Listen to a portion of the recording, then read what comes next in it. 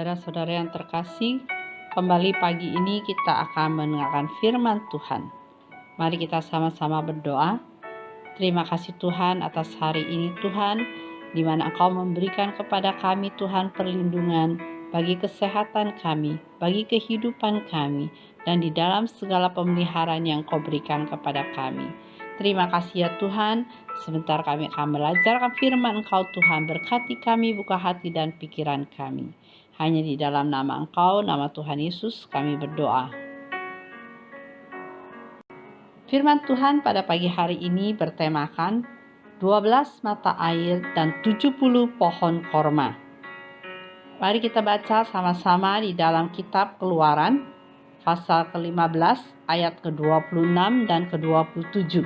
Bunyinya di ayat yang ke-26, firman-Nya, jika kamu sungguh-sungguh mendengarkan suara Tuhan Allahmu dan melakukan apa yang benar di matanya dan memasang telingamu kepada perintah-perintahnya dan tetap mengikuti segala ketetapannya, maka aku tidak akan menimpakan kepadamu penyakit manapun yang telah kutimpakan kepada orang Mesir, sebab aku Tuhanlah yang menyembuhkan engkau.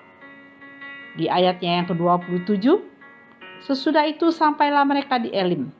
Di sana ada 12 mata air dan 70 pohon korma. Lalu berkemahlah mereka di sana di tepi air itu. Apakah Anda ingin mengetahui prinsip Alkitabiah terpenting untuk memiliki kesembuhan ilahi? Itu telah kita temukan di dalam ayat hari ini, yaitu di Keluaran pasal 15 ayat yang ke-26 dan ke-27. Dia mengatakan hal ini kepada umatnya sesudah mereka membawa keluar dari Mesir. Mata-mata air dan pohon kurma ini berbicara tentang kesegaran.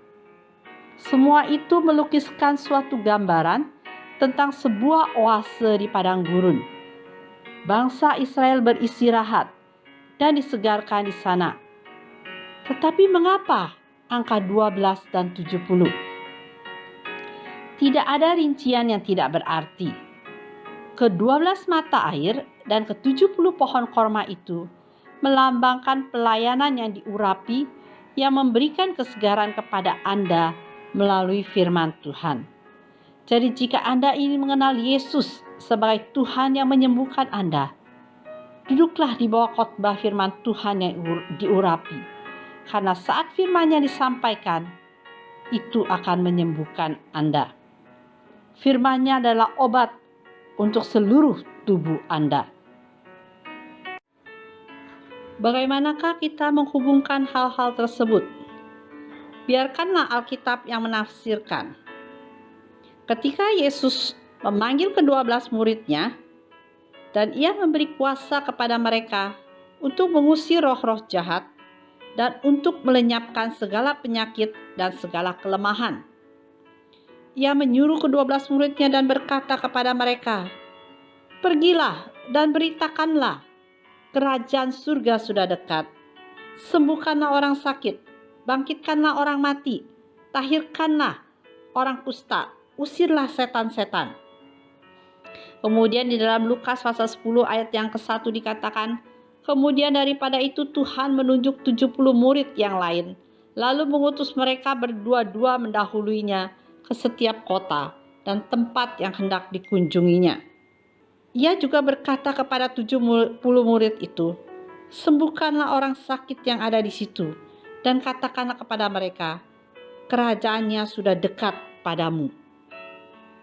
Dengan kata lain, Yesus mengurapi ke-12 dan 70 murid-Nya itu untuk menyampaikan firman Tuhan dan menyembuhkan orang sakit. Hari ini, jika Anda memerlukan penyegaran, jika Anda ingin sehat dan sembuh, jangan duduk di bawah pelayanan. Sebaliknya, duduklah di bawah pelayanan yang diurapi, yang menyampaikan kabar baik dan mempraktikkan kesembuhan untuk orang-orang sakit. Begitulah cara Anda mulai hidup dalam kesehatan ilahi. Di dalam Amsal pasal 4 ayat ke-20 dikatakan, hai anakku, Perhatikanlah perkataanku, arahkanlah telingamu kepada ucapanku. Di Amsal pasal 4 ayat 21, janganlah semuanya itu menjauh dari matamu, simpanlah itu di lubuk hatimu. Amsal pasal 4 ayat ke-22, karena itulah yang menjadi kehidupan bagi mereka yang mendapatkannya dan kesembuhan bagi seluruh tubuh mereka. Untuk kesegaran dan kesehatan, duduklah di bawah pelayanan yang diurapi, yang menyampaikan kabar baik dan mempraktekkan kesembuhan untuk orang-orang sakit. Beriman dan percayalah, kuasa Tuhan sudah diberikan. Tuhan Yesus memberkati. Sudah dengar firman Tuhan yang disampaikan Sister Vivi, marilah kita ingat, di dunia ini tidak ada satupun yang kekal dan yang mempunyai kuasa atas kematian atau kesembuhan. Hanya firman Tuhan. Karena itu marilah kita cinta firman Tuhan. Kita jatuh cinta pada firman Tuhan dan perkataan dan pengajaran dan teguran Tuhan. Saya tahu kadang-kadang firman Tuhan keras dan kita merasakan tersinggung. Kenapa ya saya harus mau berubah? Kenapa ya saya harus mau memaafkan dia? Kenapa ya saya harus mau kunjungin dia? Padahal kan salah dia. Tapi ingat, firman Tuhan itu adalah kekuatan kita. Ya, kita akan menerima berkat, kesembuhan, ya, dan juga urapan dari Tuhan dan juga kuasa dari Tuhan kalau kita taat kepada firman Dia. God bless you. Mari kita ikut doa pagi, kita baca firman Tuhan setiap hari, ikut Bible study supaya kita dekat dengan Tuhan. Ya, kita berdoa. Terima kasih Tuhan Yesus atas firman Engkau yang begitu luar biasa. Ajarlah kami Tuhan supaya kami sungguh kenal dan tahu dan rindu dan haus dan lapar atas firman Engkau. Karena firman Engkau adalah pengharapan manusia. Terima kasih Tuhan Yesus, berkati pemimpin bangsa negara Indonesia dan juga saudara-saudara kami jemaat JSS dimanapun mereka berada. Jagalah kesehatan mereka. Dalam nama Engkau Tuhan Yesus kami berdoa. Haleluya.